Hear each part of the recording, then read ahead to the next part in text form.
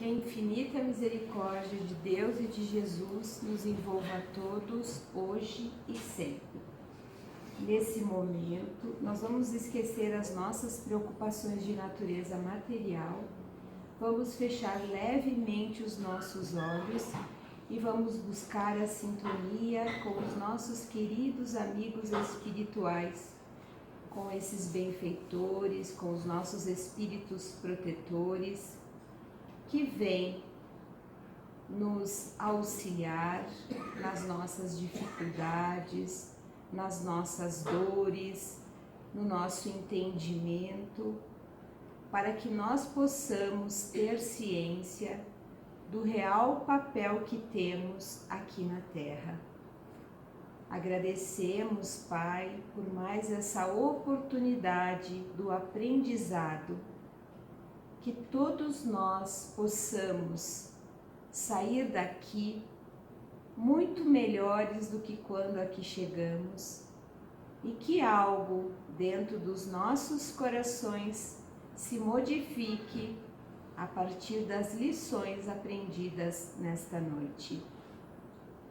Que as tuas bênçãos envolvam a todos nós, aos nossos familiares, aos nossos amigos e também àqueles que se dizem nossos inimigos.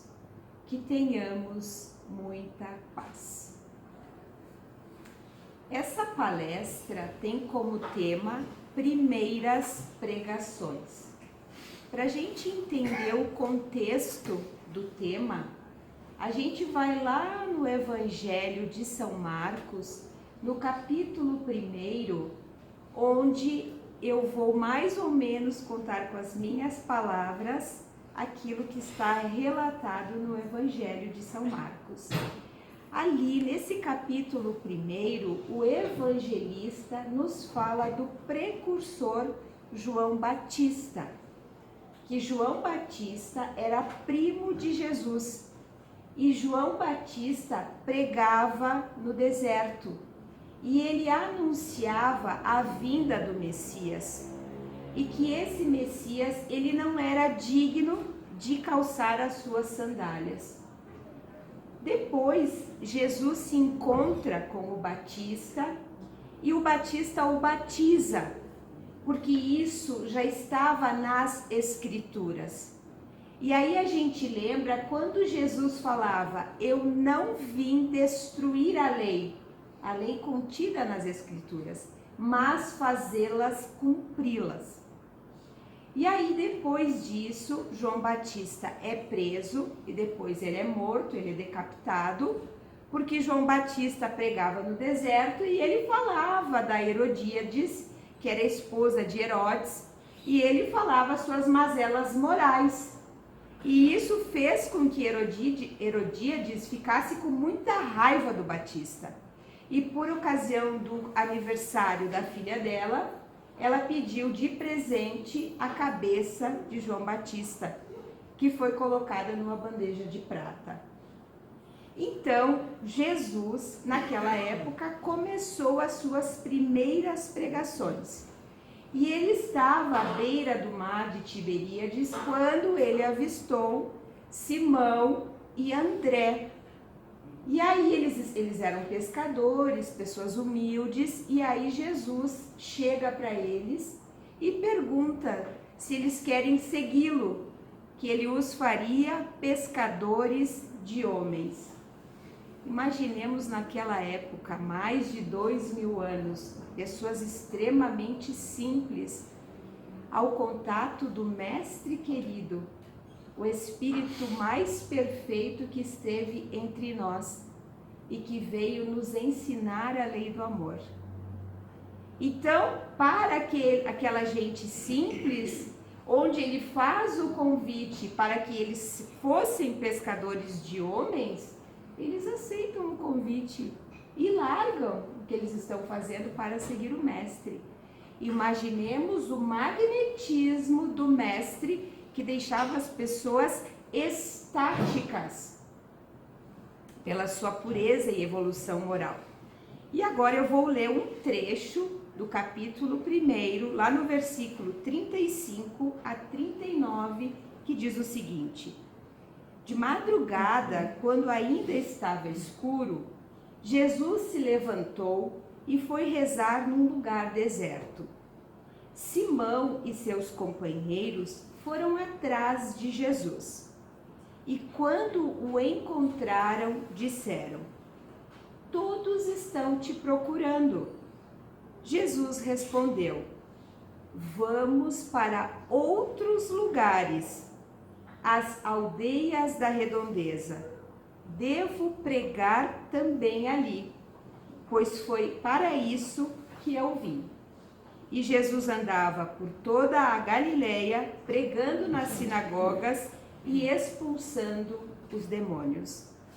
No livro Boa Nova, no capítulo 13, intitulado Primeiras Pregações, Humberto de Campos pincela esse encontro de Jesus com os discípulos nas primeiras pregações.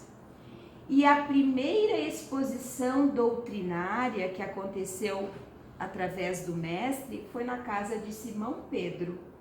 E nós poderíamos dizer que foi o primeiro evangelho no lar, onde nós tínhamos tantas pessoas que vieram ouvir o Mestre. Porque a notícia, a boa nova, os seus milagres, as curas, o que ele fazia, se espalhava rapidamente naquela região. Então as pessoas, quando elas ficavam sabendo aonde o Mestre estava, elas acorriam até ele. Por quê? Porque imaginemos o sofrimento, a dor, as angústias daquele povo que viam no Mestre a consolação para as suas dores. E Humberto de Campos nos explica que depois que Jesus esteve na casa de Simão Pedro, à tarde ele foi na praça de Cafarnaum e ali ele começou a primeira pregação do Evangelho. E o que Jesus veio nos ensinar? Ele veio nos ensinar o reino de Deus. E nós muitas vezes nos perguntamos, assim como nós estávamos, muitos de nós naquela época, o que seria esse reino de Deus ensinado por Jesus? Quando ele dizia, olha, meu reino não pertence a esse mundo, o meu reino é lá na espiritualidade, há muitas moradas na casa do Pai. Ele ia pregando e ensinando isso àquelas pessoas que acorriam em busca de consolo e esclarecimento. E ele continua nos chamando através da sua pregação no Evangelho. E quantos de nós estamos atendendo ao chamado de Jesus nas suas pregações? Quantos de nós conhecemos o Evangelho?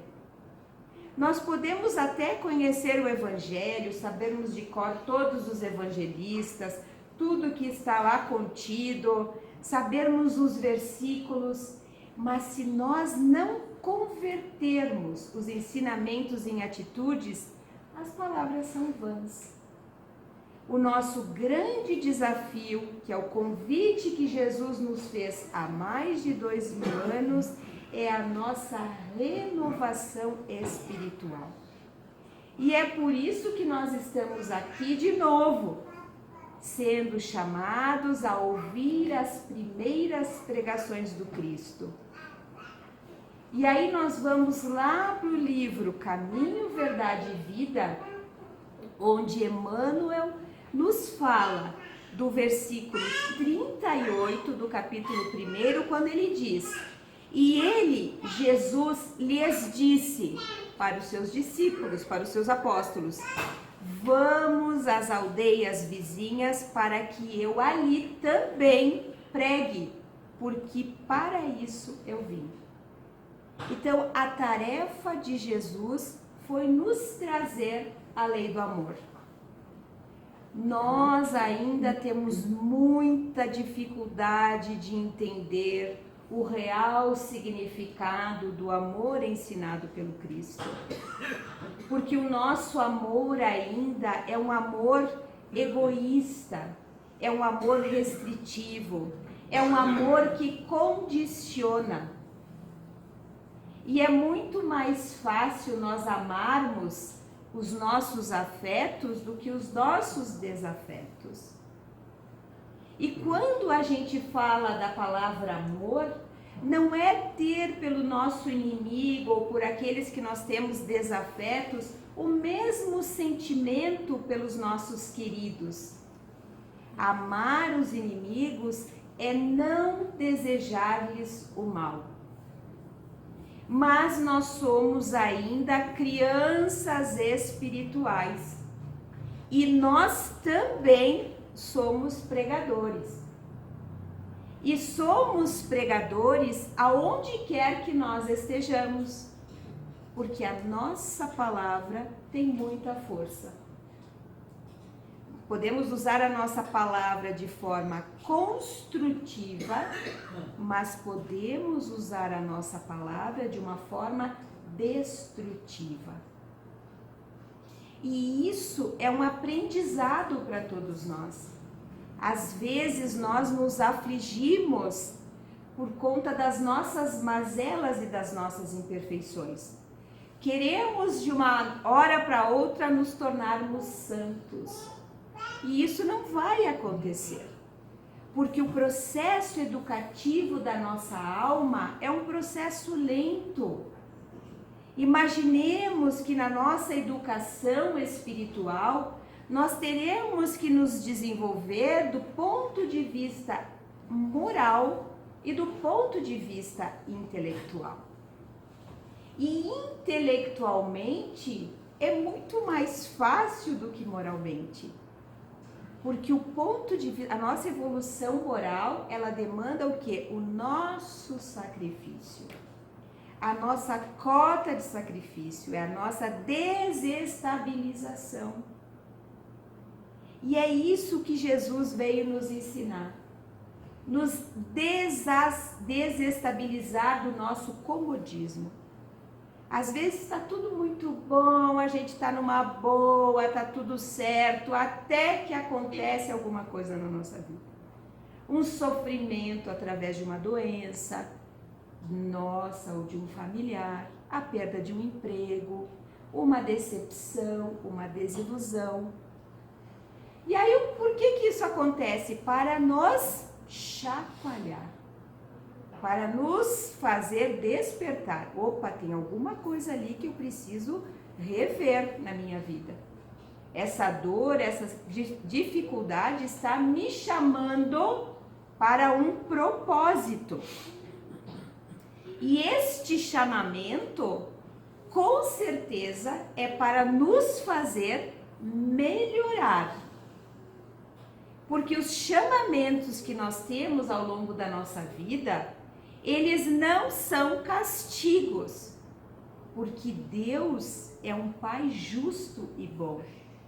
E como todo pai quer ver o bem dos seus filhos, os pais não se comprazem que seus filhos vão mal na vida, que sofram. Imaginemos Deus. Ele quer que nós sejamos felizes. Por isso que ele enviou Jesus para nos ensinar a lei do amor. Para que a gente mudasse o rumo da nossa vida. E quando Jesus pregava para aquela gente humilde, ele magnetizava aquelas pessoas. Por quê? Porque o seu testemunho era real. Porque ele vivenciava aquilo, porque ele é um espírito de luz. Então, tudo que ele falava, ele vivenciava. É diferente de nós nas nossas pregações diárias. Muitas vezes, aquilo que nós falamos, nós não praticamos. Então, os nossos ensinamentos, quando eles não estão alicerçados nas nossas atitudes, eles não são efetivos. Principalmente nos nossos lares.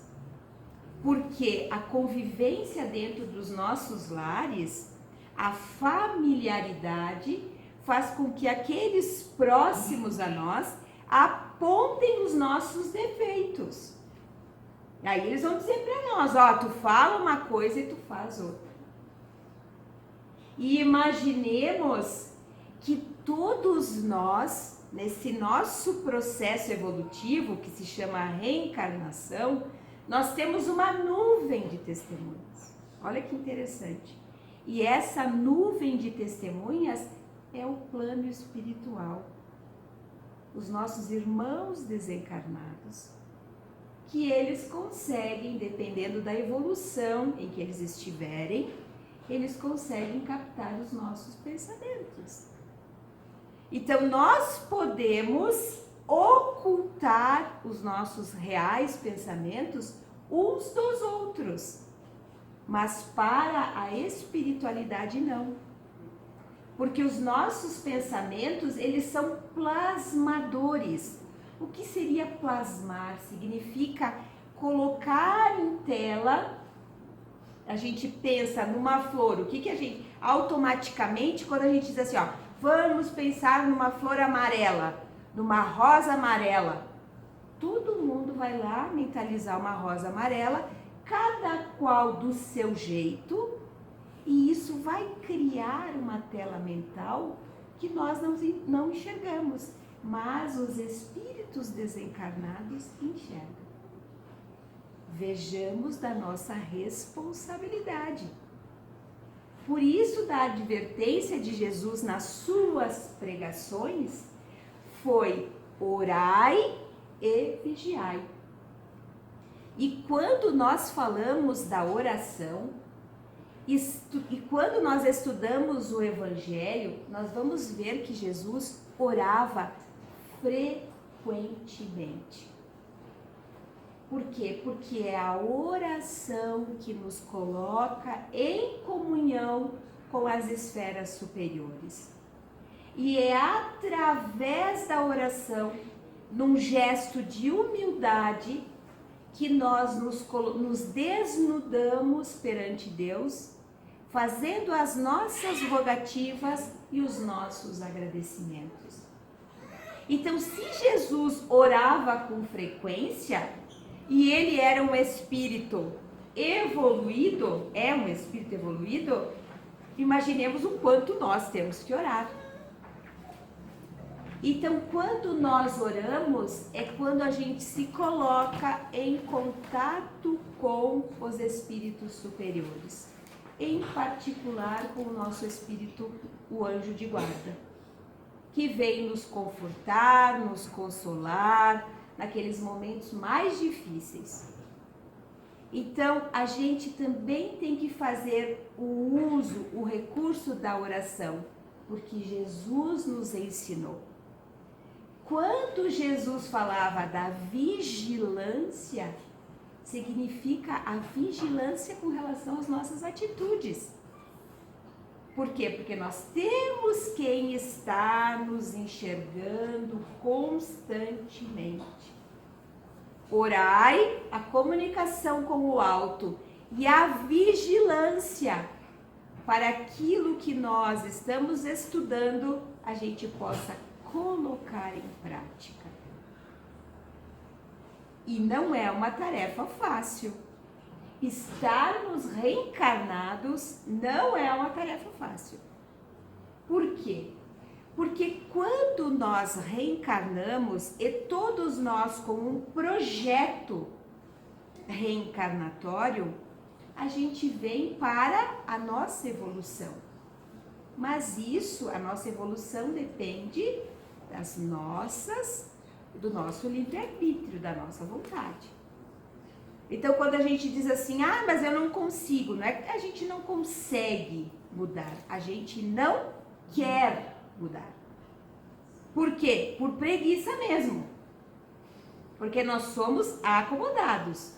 Então, a gente diz assim, eu não consigo. Eu não consigo ou eu não me esforço para aquilo. E aí nós vamos lá nas pregações do Cristo, quando ele disse, a cada um segundo as suas obras. Olha a importância dessa advertência do Cristo para conosco. Nós somos responsáveis por tudo aquilo que nós fazemos e pensamos. E nós teremos de retorno todo o nosso plantio. Então, hoje, estamos colhendo o ontem, o nosso passado, as nossas dificuldades, as nossas mazelas, a convivência com os difíceis do nosso lar, a colheita do nosso passado espiritual, as dores. E hoje nós somos os semeadores para a colheita do amanhã. Por isso da importância nossa do estudo do Evangelho, por isso da importância nossa da busca da espiritualidade. Nós estamos numa casa espírita. O espiritismo tem a sua filosofia, tem os seus paradigmas, como a reencarnação, Deus, a pluralidade das existências, a comunicabilidade com os espíritos desencarnados, a lei de causa e efeito. Mas quando nós falamos de religiosidade, nós não estamos falando de religião. Porque cada um vai buscar Deus conforme aquilo que satisfizer as suas inquietações. Então nós temos que buscar, como o mestre nos ensinou, a religiosidade, os valores do espírito, e nos perguntarmos o que nós estamos fazendo aqui.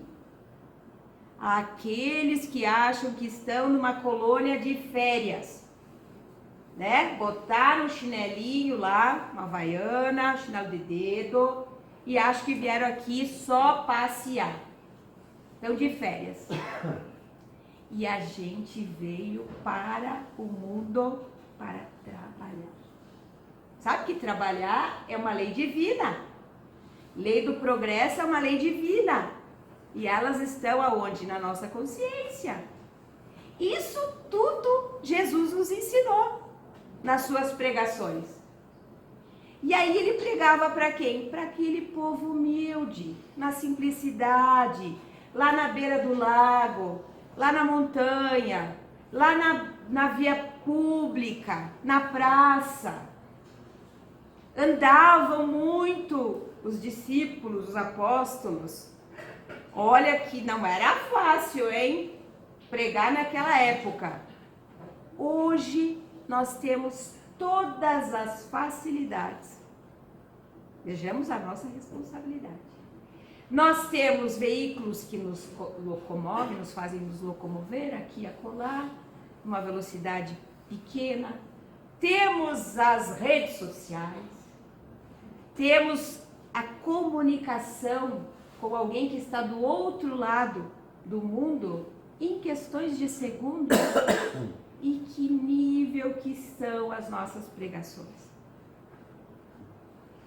O que nós estamos aproveitando no ano de 2022 com todos os recursos que nós temos? E olha que lá naquela época eles andavam, eles não tinham nada, absolutamente nada dos recursos que nós temos hoje. Então isto demonstra que nós, criaturas humanas, nós evoluímos muito, sim. A gente não é mais aquele homem das cavernas. Nós somos hoje criaturas inteligentes, que através do estudo, da inteligência, nós chegamos aonde chegamos, com todo o conforto que nós temos hoje. É uma conquista nossa, enquanto espíritos imortais. Mas, espiritualmente falando, não anda na mesma proporção. Porque há o homem velho, há o homem egoísta, há o homem orgulhoso, que fala mais alto dentro de nós. E que tem dificuldade do perdão no seu ambiente familiar, Tem dificuldade do perdão no seu ambiente de trabalho, tem dificuldade de aceitação das suas mazelas internas. O homem velho que Jesus veio nos ensinar a mudar. Essa foi a proposta do Cristo. Quando Jesus falava que o reino dele não era deste mundo, ele falava do reino na espiritualidade.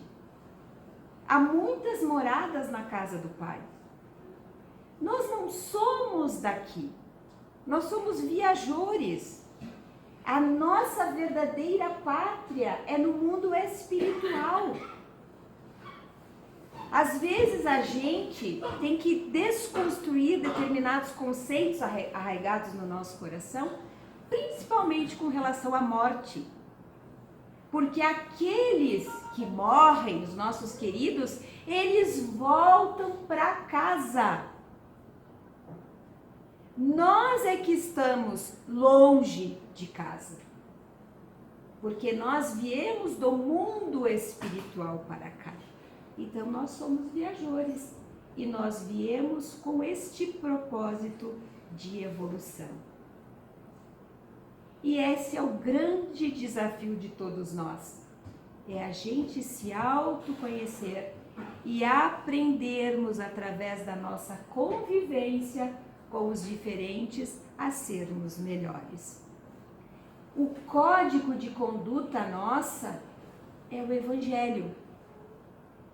O Evangelho é o nosso código de conduta. Está tudo lá ensinado por Jesus. As primeiras pregações, os ensinos do Cristo estão aqui no Evangelho. Se a gente estudar e com afinco a gente procurar aplicar aquilo que está ensinado ali, a gente vai ser muito melhor. Menos matéria e mais espírito. E a boa notícia é que todos nós somos perfectíveis. A gente é teimoso, insiste às vezes, teimoso, bate a cabeça, cai, né? Mas a gente uma hora tem que levantar e dizer, eu tenho que mudar esse meu coração aí. Porque a teimosia muitas vezes nos faz sofrer. Então sejamos mais espírito e menos matéria. E nesse momento nós vamos convidar os nossos médiuns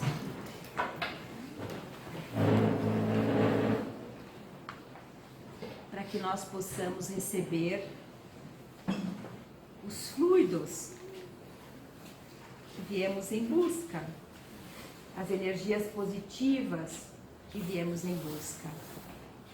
Neste momento, somos gratos, Senhor, somos gratos à espiritualidade amiga que aqui está conosco, nos esclarecendo e nos consolando nas nossas dificuldades. Sê conosco, Senhor, nos momentos difíceis, para que a gente não esmoreça da luta, que não desistamos, porque nunca estamos sós. E que esses fluidos que sobre nós se derramam auxiliem o refazimento orgânico e que nós possamos levar de retorno aos nossos lares, às nossas tarefas, muita paz. E que assim seja.